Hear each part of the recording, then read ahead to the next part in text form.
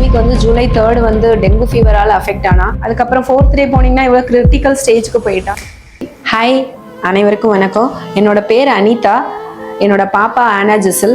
அவளுக்கு 7 years old. Last week வந்து ஜூலை 3 வந்து டெங்கு ஃபீவரால் அஃபெக்ட் ஆனா. அப்போ வந்து கிரேஸ் ஹாஸ்பிட்டல் என்னோட ஹஸ்பண்ட் சஜஸ்ட் பண்ணாங்க. ஏன்னா அவங்கள கூகுளில் அந்த ரிவ்யூஸ் எல்லாம் பார்த்துட்டு கிரேஸ் ஹாஸ்பிட்டல் நல்லா இருக்கும், சரி ஓகேன்னு சொல்லிட்டு இங்கே வந்தோம். இங்கே வந்து பார்த்ததுல எங்களுக்கு நல்லா பிடிச்சிது. டாக்டருடைய கேரு எல்லாத்துக்கு மேலே சிஸ்டர்ஸ் எல்லாம் கேட்ட உடனே நல்லா ரெஸ்பான்ஸ் பண்ணாங்க. ப்ளஸ் இங்கே ரூம் எல்லாமும் நல்லா நீட்டாக இருக்கும். ஒரு நாளைக்கு ஒரு 4-5 வாட்டி வந்து நல்லா க்ளீன் பண்ணுவாங்க. எல்லா ஹாஸ்பிட்டல் இதெல்லாம் பண்ணுறாங்க. பட் கிரேஸ் என்ன ஒரு டிஃப்ரென்ஸ்ன்னு பார்த்தீங்கன்னா, இங்கே அவங்க மோட்டோ எழுதி வச்சுருக்காங்க, நான் பார்த்தேன்.